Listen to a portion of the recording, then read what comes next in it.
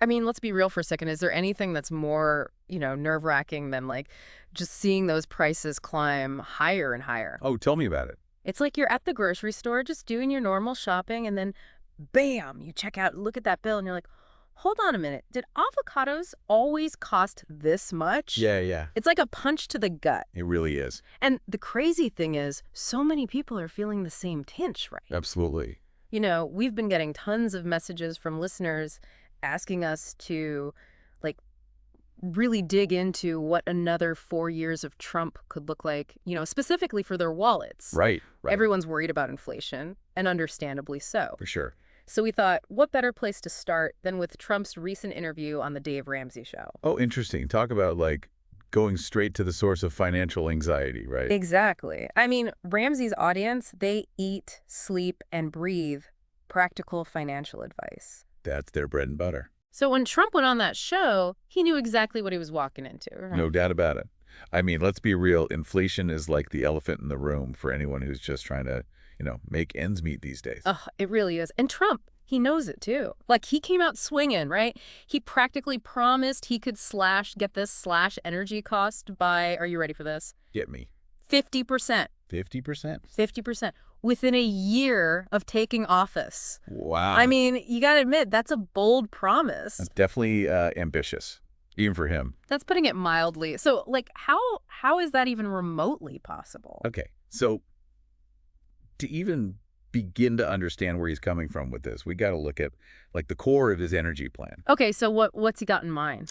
Think of it as like a complete 180 from what the Biden administration has been doing. Remember drill, baby, drill? Oh, yeah. Well, it's back. Trump wants to basically, like, fling open the doors to American energy production. More drilling, way more fracking, and get this, he even wants to revive that Keystone pipeline. The Keystone XL, the one that's been, like, tied up in courts and protests for years. The one and only. He's all about it. So what's the logic there? How's that going to magically cut energy costs in half? His argument is pretty simple, actually. Increase the domestic supply, and boom, costs go down automatically. Okay, but just gas prices, right? Well, he'd argue it's not just gas at the pump. It's everything. Yeah. Everything we buy, everything that relies on energy to get made, shipped, you name it. Which, let's be honest, is pretty much everything. Exactly. Okay, so paint me a picture. Let's say he pulls this off. What does that look like for the average person? Well, imagine this. Cheaper gas for your commute. Your grocery bill, maybe it's not a huge difference, but it's a little bit less. Your morning coffee, maybe a few cents cheaper. Okay, I'm not gonna lie, that sounds pretty good. It's a tempting scenario. Right. And politically, it's smart. He's connecting directly to those, like, gut-level anxieties people are feeling every day. Oh, absolutely. But, and maybe I'm just too cynical, but does any of this actually hold water economically? Like, can he really deliver on this? That is the million-dollar question, right? Right. Okay, so cheaper gas, that's definitely something we can all get behind. But what about, like, actually keeping more of our hard-earned cash come tax season? You mean like a good old-fashioned tax cut? Exactly. And it seems like Trump's team, they're already teasing what they're calling Tax Cuts 2.0, like it's a sequel to a blockbuster movie or something. Well, he did have a knack for those catchy slogans. He really did.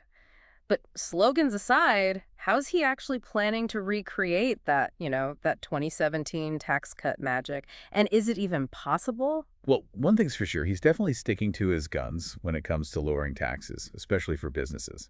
But this time around, there's a very specific focus: American manufacturing. So less made in China, more made in America. Exactly. He's all about bringing those factories back home. And to do that, he's proposing we slash the corporate tax rate even further than he did in his first term. Oh, wow. And how low are we talking? Try 15%. 15%. Yep, down from the current 21%. It's a pretty significant drop. It really is. But, and I'm sure there's a but here, isn't there? Well, there's always a catch, right? Yeah. And in this case, it's that this tax break, it only applies to companies that actually manufacture their products here in the U.S. Ah, okay. So it's like a big incentive to try and lure those companies back. Exactly. It's all about making American-made goods more competitive. Okay, that makes sense. But how does this impact, like, businesses that aren't in manufacturing? What about your local coffee shop or that independent bookstore you love? Right. So to balance out these corporate tax cuts, Trump's also talking about, get ready for it, higher tariffs on goods that are imported from overseas. Wait, tariffs? Those are back on the table. Oh, yeah, consider them round two. The idea is, by making those foreign imports more expensive, American-made goods will automatically become more appealing. So that new phone I've been eyeing might end up costing me a bit more if it's still being assembled overseas. Potentially, yeah. It's all about, like, shifting the balance of trade in America's favor. Okay, so we've got lower taxes for some, potentially higher prices on certain goods because of tariffs. It's kind of a mixed bag, right? It is, and it really depends on your spending habits. But there's another big question here, right? Which is? How does any of this actually impact the government's bottom line? I mean, less tax revenue, that usually translates to less money for things like schools, infrastructure, all that good stuff. That's a really good point, and it seems like a bit of a paradox, right? Lower taxes, but somehow more money for everything else. It does, doesn't it? Ugh. But Trump, like a lot of proponents of this approach, he's a big believer in what's called trickle-down economics. Trickle-down economics. Now, for those of us who haven't exactly cracked open an econ textbook lately, can you break that down for us? Sure. The basic idea is that when you cut taxes for businesses and, wealthier individuals, they're going to reinvest that money back into the economy. Okay, so it's like stimulating growth from the top down. Exactly. They hire more people, those people have more money to spend, and then theoretically everyone benefits. It's like that saying, a rising tide lifts all boats. Okay, I get it. Sounds good in theory, but does it actually pan out that way in real life? That's the billion-dollar question, isn't it? Yeah. And to be honest, there's no easy answer. We've seen versions of this approach under both Republican and Democratic administrations. Reagan's tax cuts in the 80s, Clinton's economic policies in the 90s. Both led to periods of economic growth. But were those booms a direct result of these policies or just a coincidence? Were there other factors at play? It's still a topic that economists are debating. It's never as simple as one policy magically fixing everything, is it? You got that right.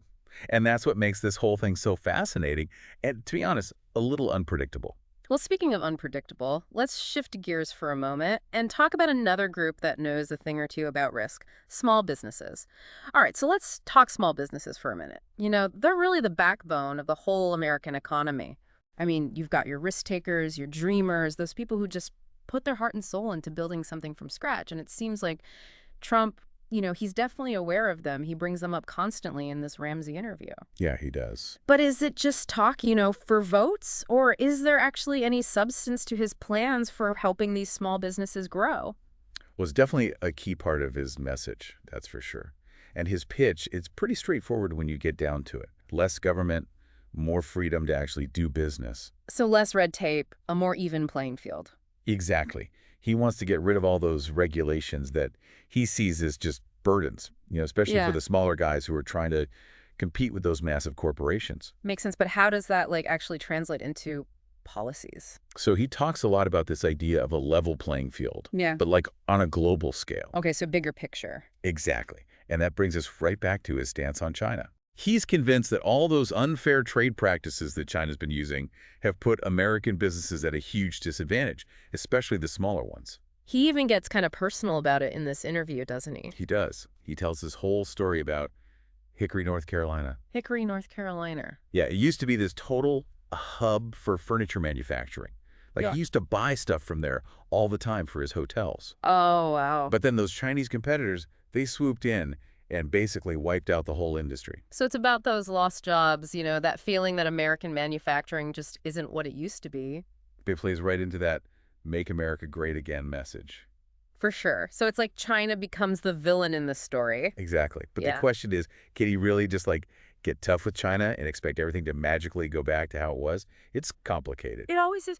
So we've talked inflation, taxes, small businesses, but there's this other thing that keeps popping up in this interview, something we haven't really touched on yet. What's that? Well, Trump spends a surprising amount of time talking about, his properties, specifically his golf course in Scotland, Turnberry.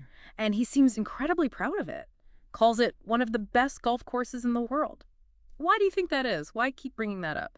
It's interesting, isn't it? It's almost like he's trying to remind everyone listening just how successful he was as a businessman. Hey, look, I built all this. I know how to make deals. I create jobs. So it's not just about the policies themselves, it's about the image. Exactly. Yeah. He's trying to project this idea of, I'm a winner. I get things done. I understand how the business world works. So he's hoping that will resonate with voters more than any specific policy details. I think so. It's a gamble, but Then again, when isn't it with him? Right, so it all comes down to this. Do voters still believe he can actually deliver on these promises?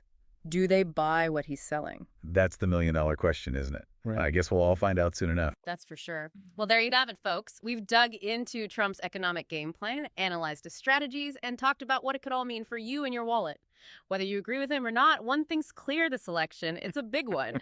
So stay informed, keep asking the tough questions, and as always, thanks for taking this deep dive with us.